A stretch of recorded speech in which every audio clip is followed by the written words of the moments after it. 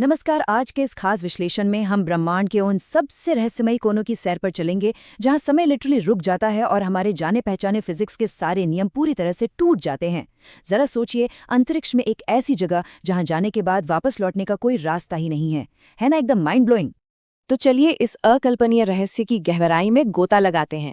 आखिर अंतरिक्ष में मौजूद किसी ऑब्जेक्ट के पास इतनी प्रचंड ग्रेविटी कैसे हो सकती है कि वो खुद वास्तविकता के यानी रियलिटी के ताने बाने को ही मोड़ दे। सवाल ये है कि जब विज्ञान के स्थापित नियम काम करना बंद कर देते हैं तो वहां असल में होता क्या है।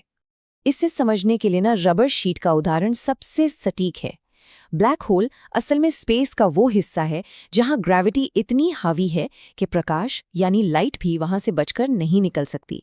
अब इसे ऐसे इमेजिन कीजिए, एक तनी हुई रबर की शीट पर एक बहुत भारी बॉलिंग बॉल रख दी गई है। वो शीट इतनी गहरी धंस जाएगी कि उसमें गिरने वाली कोई भी चीज वापस लुढ़ककर बाहर आ ही नहीं पाएगी। अब इस एक्सट्रीम स्पेस टाइम बेंडिंग यानी भयंकर खिंचाव को समझने के लिए जरा अपनी रोजमर्रा की जिंदगी के अनुभवों को याद कीजिए। जैसे रोलर कोस्टर से नीचे गिरते समय पेट में होने वाली वो अजीब सी गुदगुदी, या किसी तेज एलिवेटर का झटके से नीचे आना, या फिर जेट विमान के उड़ान भरते ही सीट की तरफ पीछे धकेले जाना। अब बस इन सभी फीलिंग्स को एक अनंत और कभी न खत्म होने वाले स्तर तक बढ़ा दीजिए, एकदम इनफाइनाइट कॉस्मिक पुल। चलिए अब ब्लैक होल के अंदर जाने के एक हाइपोथेटिकल यानी काल्पनिक सफर पर चलते हैं। जैसे ही कोई इसके प्रवेश द्वार के करीब पहुंचता है, सबसे पहली अजीब चीज जो होती है वो है समय का धीमा पड़ना। अगर दूर से कोई ऑब्जर्वर इस ब्लैक होल की तरफ किसी को जाते हुए देख रहा हो तो उसे ऐसा लगेगा मानो सब कुछ बिल्कुल रुक सा गया है, जैसे समय वहीं जम गया हो। और फिर आता है इस सफर का दूसरा और सबसे खतरनाक मोड़, इवेंट होराइजन। ये एक ऐसी सीमा है जो बिल्कुल एक तरफा बहने वाले झरने, जी हाँ, एक वन वे वाटरफॉल की तरह काम करती है। एक बार आप इस झरने के बहाव में आ गए तो पानी की धारा इतनी तेज होती है कि उसके खिलाफ तैरकर वापस आना मुमकिन ही नहीं है। यही है वो असल पॉइंट ऑफ नो रिटर्न। अब इस पॉइंट ऑफ नो रिटर्न को पार करते ही स्पेगेटिफिकेशन का खौफनाक सिलसिला शुरू होता है। सुनकर अजीब लग रहा है ना, पर यहाँ ग्रेविटी का खिंचाव इतना एक्सट्रीम होता है कि ये किसी भी चीज को खींचकर एक लंबे नूडल या स्पेगेटी की तरह कर देता है। पैरों पर लगने वाली ग्रेविटी सिर के मुकाबले इतनी ज्यादा होगी कि कोई भी ऑब्जेक्ट खिंचकर एक पतले धागे जैसा हो जाएगा। Ultimate physical stretch. इस भयानक सफर का अंत होता है बिल्कुल बीचों बीच यानी सिंगुलैरिटी पर। यह ब्लैक होल का वो गहरा केंद्र है जहां डेंसिटी इनफाइनाइट यानी अनंत हो जाती है।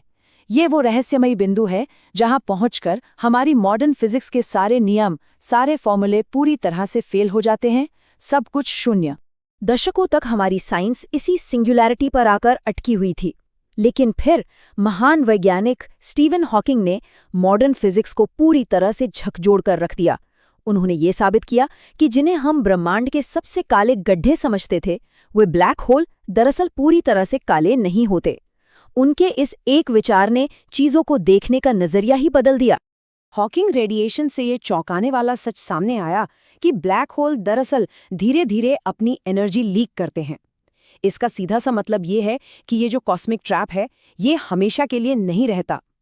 अरबों खरबों सालों की एक बहुत लंबी अवधि में ब्लैक होल धीरे धीरे इवेपोरेट होकर यानी वाष्पित होकर अंतरिक्ष में पूरी तरह से गायब हो सकते हैं। और बस यहीं से जन्म होता है क्वांटम मैकेनिक्स की एक बहुत बड़ी उलझन का, इंफॉर्मेशन पैराडॉक्स। सवाल ये है कि क्या ब्लैक होल अंतरिक्ष के एक कॉस्मिक ट्रैश कैन यानी कचरे के डिब्बे की तरह है जो उसमें जाने वाले हर डेटा को हमेशा के लिए नष्ट कर देता है, या फिर वो क्वांटम जानकारी महज एक खोई हुई लाइब्रेरी की किताब की तरह है जिसे किसी न किसी दिन वापस खोजा जा सकता है।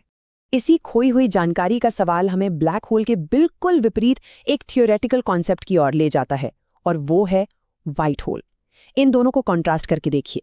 जहां ब्लैक होल एक ऐसा अल्टीमेट ट्रैप है जो सब कुछ निगल लेता है और जहां से कुछ भी बाहर नहीं आ सकता, वहीं व्हाइट होल एक ऐसा अल्टीमेट एग्जिट है जहां कुछ भी अंदर नहीं जा सकता, बल्कि चीजें लगातार बाहर की तरफ फेंकी जाती हैं। अब अगर क्वांटम जानकारी की वो खोई हुई लाइब्रेरी की किताब सच में बच जाती है, तो कुछ फिजिसिस्ट का मानना है कि उसे इसी व्हाइट होल के जरिए बाहर निकाला जा सकता है। ये विचार एक बहुत ही रोमांचक संभावना जगाता है। क्या व्हाइट होल असल में स्पेस ट्रैवल के लिए एक बड़े गेटवे या शॉर्टकट के रूप में काम कर सकते हैं? लेकिन अब सवाल है कि इस ट्रैप और इस एग्जिट को आपस में जोड़ा कैसे जाए। यही एंट्री होती है वर्म होल के कॉन्सेप्ट की। इसकी कल्पना एक कागज के टुकड़े को मोड़ने जैसी कीजिए। जैसे कागज को मोड़ने पर दूर मौजूद दो डॉट्स अचानक एक दूसरे से टच हो जाते हैं, बिल्कुल वैसे ही वर्म होल स्पेस टाइम को मोड़कर ब्रह्मांड के बीचों बीच एक शॉर्टकट तैयार कर देता है। इन खोजों की टाइमलाइन पर नजर डालें तो कागज पर लिखी गई थियोरीज से लेकर वास्तविकता तक का ये सफर किसी चमत्कार से कम नहीं लगता।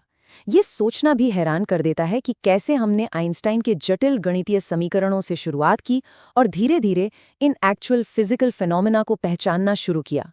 और जानते हैं, ये सैद्धांतिक यात्रा तब एक ऐतिहासिक वास्तविकता बन गई जब इवेंट होराइजन जैसे मॉडर्न टेलीस्कोप्स ने दुनिया भर के डेटा को कंबाइन करके पहली बार एक असली ब्लैक होल की तस्वीर दुनिया के सामने रखी। इस एक तस्वीर ने थ्योरी को एक ठोस अनडिनायबल सबूत में बदल दिया।